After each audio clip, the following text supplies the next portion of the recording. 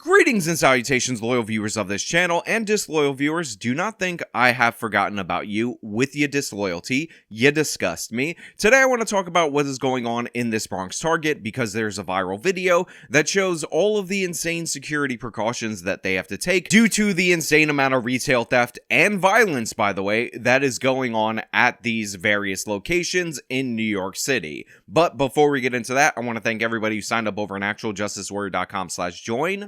Give me the money. Give me the money. Okay? And thank you to the podcast listeners, Spotify, Apple, and Google's podcasting platform. Target is standing on business, y'all. First, you gotta be 18 or older to enter the store unless you're an adult. So this video has been going viral across the internet.com, and it starts off right off the bat with them saying that in order to enter this Target in the Bronx, you need to have an ID or be accompanied by an adult. You can see the signage that is posted right there, and yes, they are in fact checking in order to secure the store. And by the way, this is on top of the fact that a lot of items in these various stores are locked down. In fact, in the Target that is closest near me, not that I shop there ever, I'm on board for whatever boycott is going on right now. All of the underwear in that particular store is just completely blocked off, but in this area, they've gone one step further, not only requiring ID, but they also got rid of the self-checkout, despite the fact that all these major retailers are trying to push you towards self-checkout, due in large part to minimum wage increases and increasing costs of labor overall. And they're checking IDs. They done closed self-checkout, like closed it off.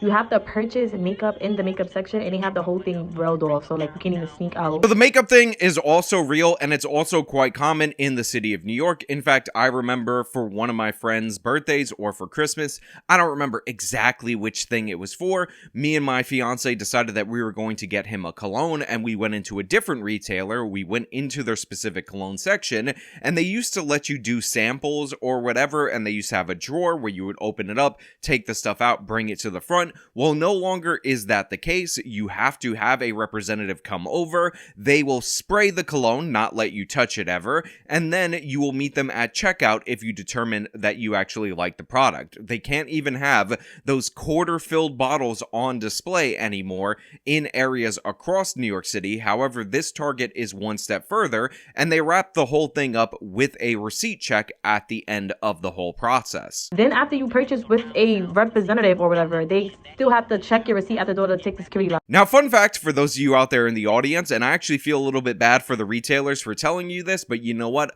I always bring you to the truth. I always bring you the facts.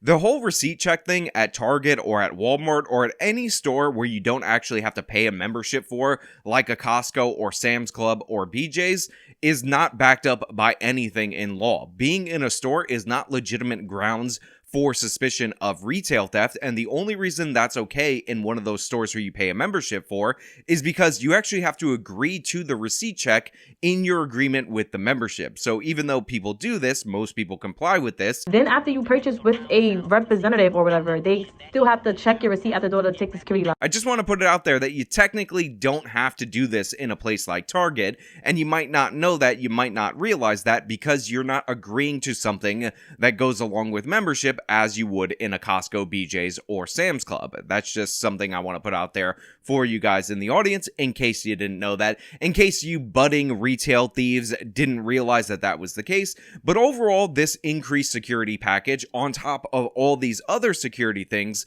that we're seeing at Targets across major cities in the United States of America, is the result of a giant increase in retail theft that we've seen across the country, but specifically in major left-wing cities. But still, you say, this is a little extreme. This is to the nth degree, and it is no way justified at all whatsoever by the problems that are experienced in Target, specifically in major liberal cities, and specifically in the city of New York. And I would respond to that, oh, you sweet summer child, not only is it warranted in Target in a major city like New York City, but specifically in the Bronx, there have been a number of incidents that are connected to retail theft that amp up the danger involving teenagers. And of course, I'm going to cut to a bunch of stories that exemplify this because that's how I roll on this channel. Get a load of this particular incident that happened at a Target. It may actually be the same exact Target that we're talking about in the Bronx just last year. elevator. So the other guy's on top, who's easy?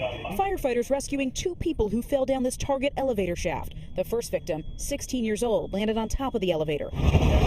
The second victim, a security guard in his 20s, a more complicated rescue. So right here we have an incident where a 29-year-old security guard was left in critical condition after he was chasing somebody who was shoplifting, a teen, at a Target in the Bronx, and they ended up deciding that they were going to go the soap opera route where they fell down an elevator shaft. Now, even though these people were in critical condition, even though their injuries were serious, because this was a soap opera afflicted injury, it turns out that both of them will be back next season, but they will be played by different actors due to the fact that they had experimental plastic surgery that went off without a hitch. Also, in line with the soap opera plotline, since I'm writing this on the fly, this 29-year-old security guard who is chasing this retail thief was also the father of that retail thief, and that retail thief has an identical twin who's actually the mastermind behind this whole thing. But all joking aside, this was quite serious. We were there as firefighters used a rope rescue to bring the security guard to safety.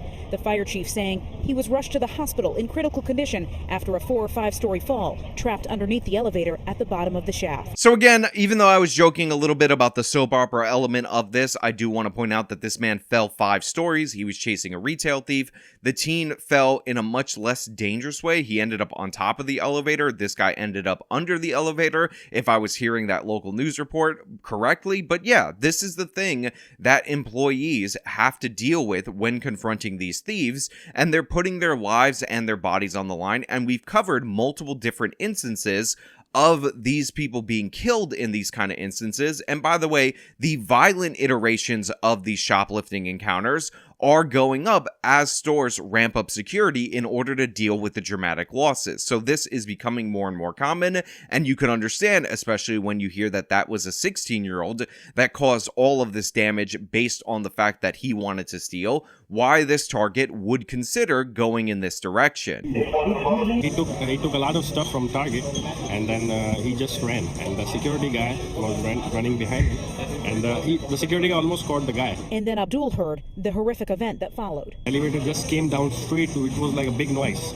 So again, you have a particular instance where somebody runs with a bunch of merchandise. The security guard is attempting to do his job. And by the way, these thieves are actually closing down a bunch of locations, Targets across the country, CVS, Walgreens. We've all heard the stories. So he's trying to preserve his job at the same time, and he ends up getting critically injured. And again, this was in the Bronx. But more recently, 2 weeks ago, we had another incident. Well, Mary and Cindy, we just learned a short time ago that man died after he was rushed to Jacoby Medical Center. And now police this morning are looking for the suspect in this shooting, a man they say that took off from this area in a blue BMW last night. Now the shooting took place here at the Target in the Bronx Shopping Center, and it was still open actually when this took place. In fact, video shows a number of employees inside the store shortly after the shooting, which happened at 11:55 p.m. So in this particular incident, we have a 49-year-old man who was shot in the parking lot of this Target that was also in a shopping center.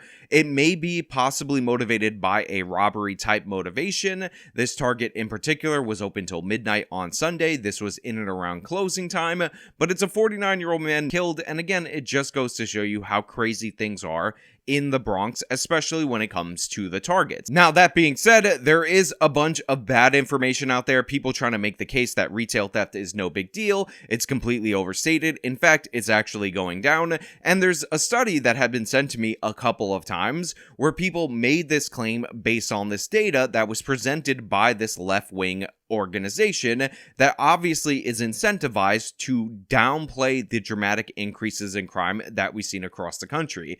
And crazily enough, Cenk and Anna from the Young Turks actually did an entire segment debunking this study. Yes, okay, but what if, just hear me out here, what if we conduct a study that looks at shoplifting across the country while excluding those big cities? Then one could argue shoplifting actually down in America. In fact, the study actually did just that. And many of you will be unsurprised at the statistical manipulation that they utilized in order to give you guys the impression that retail theft is actually going down. A study released last month, pay close attention here, guys, drawing on police data, found that shoplifting reports were 16% higher in the first half of 2023 compared with 2019. But critically, if you exclude New York City's stats, the number of shoplifting incidents actually fell 7%, or about 2,550 fewer than in 2019. According to the Council on Criminal Justice, which conducted the study. Yeah, that's right. According to this particular study, which by the way was designed to produce the result that retail theft is going down, if you just exclude New York City from their analysis, if you just take that particular city out, then shoplifting incidents are actually down by 2,500 from the year before. Now, this is a clear and obvious statistical manipulation, especially if you've been a long-term viewer of this channel, you know this for sure, because this chart from John Jay College of Criminal Justice shows us that we have actually seen, since the Black Lives Matter riots, a 77% increase in theft, specifically retail theft in the city of New York. In fact, there are tens of thousands of incidents. We talk about on this channel that percentage of people, the 327 people that are responsible on their own for 6,000 arrests for retail theft. That's 6,000 different incidents where they were shoplifting. And those 327 people alone completely blow this study out of the water, which is why specifically they decided to remove this. And some people will say, oh, in a statistical analysis, you remove outliers in order to get a better result, but they specifically kept a lot of rural conservative areas, which might be seeing a crime drop, in their analysis and excluded New York City in particular because that's what they needed to exclude in order to get these results. And even Cenk and Anna, but specifically Cenk because Anna's actually been on point when it comes to crime and retail theft of late, were able to detect this, identify this immediately, and show us how ridiculous and absurd things actually are. Clearly, this is not an unbiased source that did this study. It is a nonprofit that gets donations for pushing for, in their minds, criminal justice reform, in my mind, soft on crime policies that have been terrorizing people in big cities, okay? But like the fact that they literally printed that, if you just exclude New York City, actually in the area, shoplifting, down, not up, down. No. Come on. Guys, the problem is the big cities, right? Nobody's saying that there's an epidemic of shoplifting in Dubuque. They're talking about San Francisco, LA, New York, et cetera. That's been the story the whole time. It's a joke of a study. And why would you exclude New York anyway? What a weird thing to do, right? Unless you wanted to have the numbers seem like they were going down when they were actually going up. On top of that, and again, I have to give credit where credit is due to Cenk and Anna, they also point out that one of the tricks that people use in order to say crime go down is that they look at crime not based on the pre-Black Lives Matter levels, they look at it based on the surge that happened, and they look for any point in the data where things are slightly below the surge. So what ends up happening, and we see this all the time with homicide statistics, is you had a 30% increase in homicide year over year, followed by a 7% increase, and then from that new elevated baseline, you saw a drop in homicide of 5 to 10%, depending on where you are or nationwide, and then they claim murder is down, despite the fact that that is from the new baseline. That's exactly right. Right. It's, look, guys, to be fair, the number of fruits and vegetables have gone down a lot in America when you take out fruits or vegetables. Like anybody can play this game. It's a very silly game. What were the numbers overall? Why are you taking out the things that don't help your cause? So yeah, while this does seem like a dystopian world, while the security protocols at Target, specifically in the Bronx, seem like they're absolutely crazy, they're actually well supported by the data from New York City, and we should expect to see left-wing cities have more and more ever-increasing restrictions and all kinds of crazy stuff like this in order to compensate for the rampant retail theft that we're seeing each and every day and is in fact supported by the data.